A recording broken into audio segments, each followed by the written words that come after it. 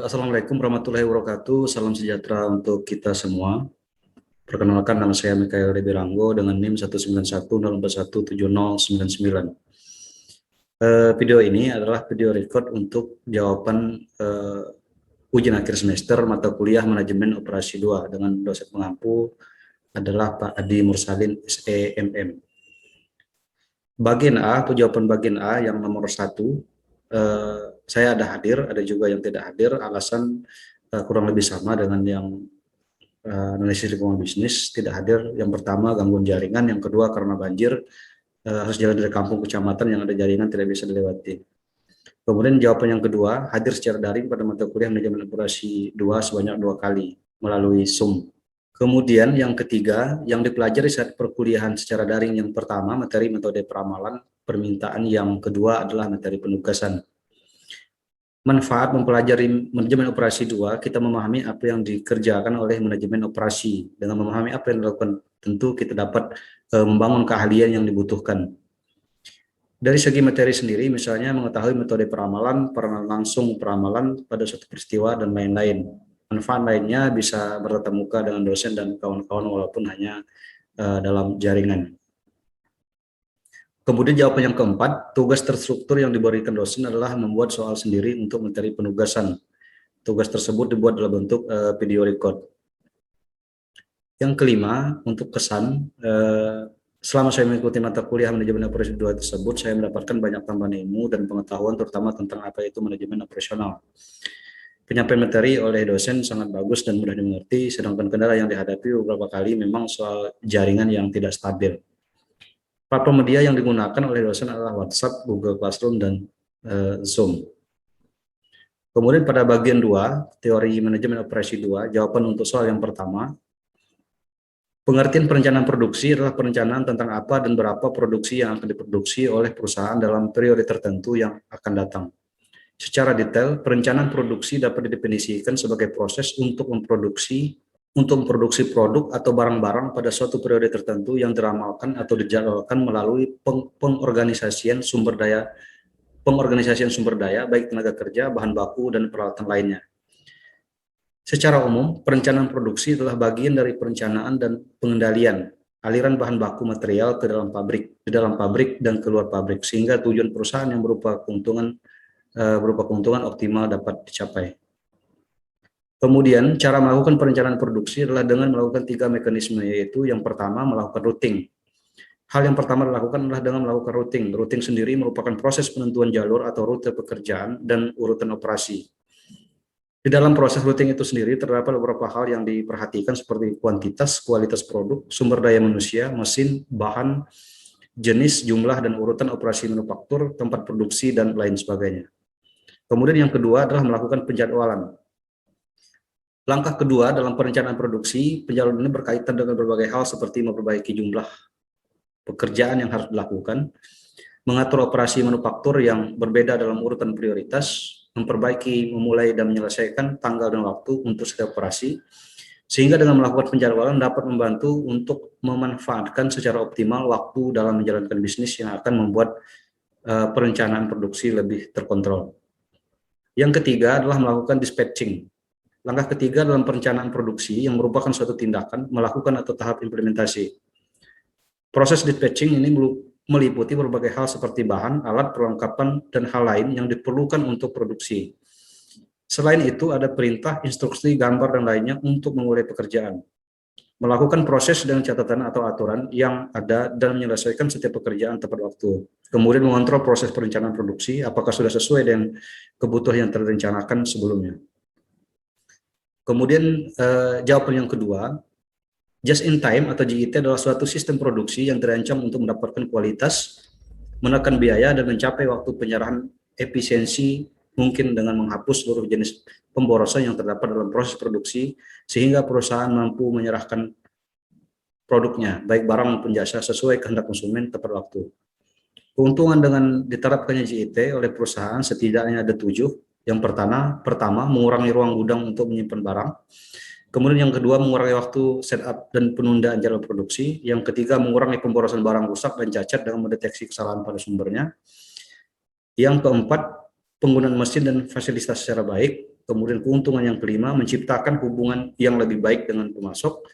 Kemudian keuntungan yang keenam, layout pabrik yang lebih baik. Kemudian yang terakhir, yang ketujuh, pengendalian kualitas dalam proses.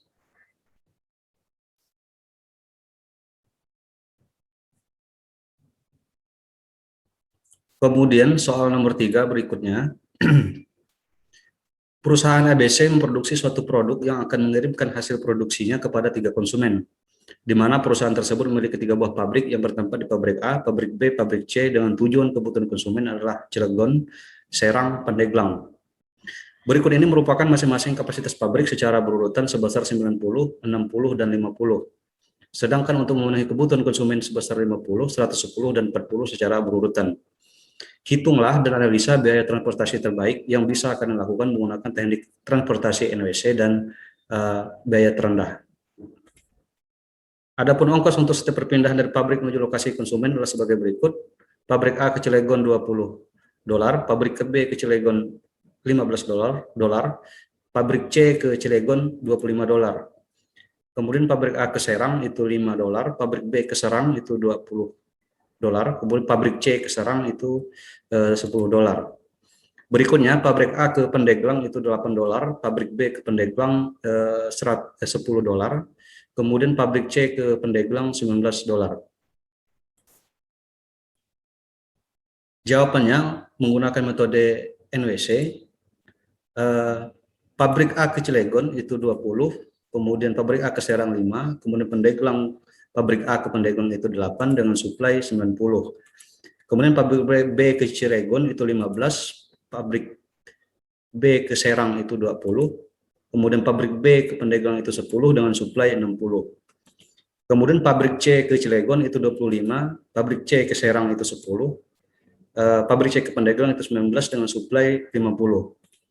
Kemudian untuk demand-nya masing-masing Cilegon 50, Serang 110, dan Pandeglang 40 dengan total supply 200. Pabrik A ke Cilegon berubah menjadi 50, kemudian pabrik A ke Serang menjadi 40, kemudian pabrik A ke Pandeglang menjadi 0 dengan total supply 50. Kemudian pabrik B ke Serang itu 60, kemudian pabrik B ke Cilegon itu menjadi 0, kemudian B ke Pandeglang juga menjadi 0.